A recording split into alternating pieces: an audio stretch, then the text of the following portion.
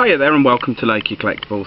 Thank you for looking at this video. If you're, following my link on my website because you're interested in buying one of these books, or if you're just randomly looking on YouTube at my videos, thank you very much.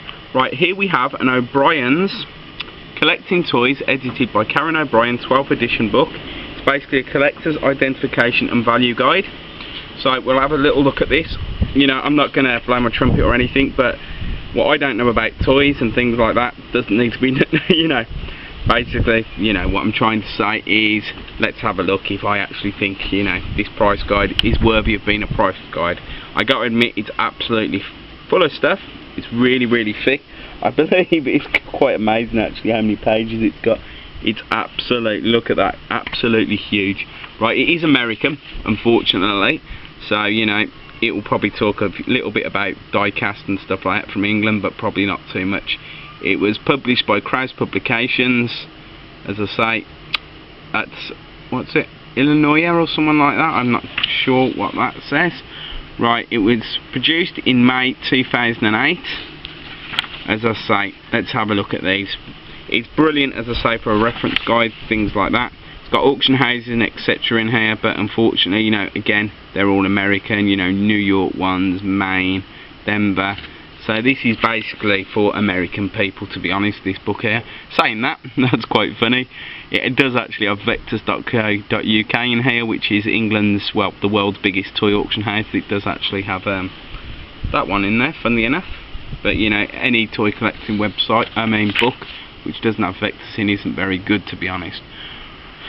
So, just having a look at some of the things there, £900, Auburn rubber bowing. I've got to admit, I'm not familiar with all those type of makes. Obviously I'm from England, so I'm more familiar with European and British stuff. I'm just going through this. What they've done with this, unfortunately, which makes it a bit confusing, is the person's put it in segments like aircraft, and then he'll go through to dolls and then whatever. So guides are normally better if you have the company like Matchbox and stuff like that, so it is actually hard to find. So you've got aircraft here under Dinky, and you'll go to another section somewhere else which will say lorries or trucks, and you'll have Dinky there. So if you're a Dinky collector, it's a bit of a pain in the backside because one section here, one section there. So the layout of it I don't like, but they've put instead of doing the manufacturers alphabetically, which is the better way, they've actually done the subject matter. So they'll go through aircrafts like we can see there. Right, a lot of aircrafts. Whoever did this book really liked aircrafts. We're still on aircrafts here. Then American paper toys, just randomly in there. American paper toys, as I say, this is for Americans really. It is an impressive book, but for European collectors and, probably Australian collectors, it's not very good like that. It's very American. Yeah, like here we got Sotheby's New York Bulldog Mechanical Banks, manufacturer known, $1,200. I've seen stuff like that in an auction house. You're not going to get $1,200 for that. £100 to £200, that would be my valuation on something like that. So $1,200 is about £800. So well off what I'd say that is. Got some quite cool things. We're on to mechanical banks. Again, these were really valuable things at one point, but recently I've been seeing the mechanical banks go through the auction houses at very reasonable prices. Again, I've actually seen this on something like Picking or something like that, one of the TV programs, £4,500. No, that seems a little bit steep, that does as well. Again, unfortunately, this looks like a very overinflated prices. Piston action robot, 1950s, 1800. Again, I couldn't see that, to be honest. I go to a lot of auction houses and stuff like that, and no, I can't see these prices being obtained. What it says in here, it looks a little bit on the high side. As I say, good for reference and looking for it. Reminds me a little bit like an Antiques Miller's price guide, absolutely crazy inflated prices. Don't go through everything, just show little bits. Here, like the train catalogues telling you what they're worth, you haven't got a chance in heck of getting the prices they're asking. Catalogues I'll probably get £10–20 for if I'm lucky. They're putting here 70s and stuff like that. It's a little bit wrong here. For example, Matchbox Collector's Guide, 1966. They've put us $30. Yeah, on a good day, yeah, 20 quid you could get on a good day, I suppose. That's a bit more sensible. Tonka toys, yes, they're getting very collectible. It has a section on that.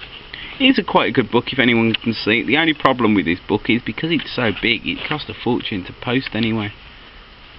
So I haven't really read this book because it's very American, and you know, a lot of these things we don't even see in the auction houses in where I live in England. We've got a coloured section here as well. I'm just trying to see exactly what it says again. It's very American. You know, it does have some Matchbox here. Ideal Toys, you know, in England, you know, that was licensed under Mego, things like that. So I'm just having a quick look through a lot of this. You know, as I say, I go to a lot of auction houses, and a lot of this stuff I've never seen before. So if someone does want this book, you need to be an American really, and I'm not just saying that, you know, just because I don't know anything about American stuff, but this wouldn't do you very good in a European or English, Australian, you know, places like that. If you're a collector from them countries, it wouldn't do you much good, unless you were obviously buying off eBay and you're willing to import these foreign type things. So it's basically, I'll sum it up, it's called O'Brien's Collecting Toys, edited by Karen O'Brien. What it should really be called is American Toys. That's what it really should be called, if I've got to be honest. So I am going to rename this book because I'm going to have Americans watching this, but it's amazing how many American things I see that they think they're the only country in the world, and they'll call it a collecting guide, and really it'll all be about American things. And that's not me trying to be racist against America or anything, it's just the way they are. They make things and forget about the rest of the world. So it's called O'Brien's Collecting Toys. If this was from England and it had, well, I've got diecast models, they put British diecast, you know, so you know it's cars from Britain. Germany will do Germany diecast, French will put French toys. This one just says O'Brien's Collecting Toys. Basically, it's American toy guide. Sum it up. But it is really brilliant, and it's full of loads of stuff, and it is quite interesting because I don't see loads of these toys. But for me, the best toys, you know, ever made were from England and were from Germany in them periods. So that's what I think anyway. You know, you can't beat German basically. German old toys are the best, followed by English in my opinion, and then everyone else was just imitators. Thanks for looking. Bye bye.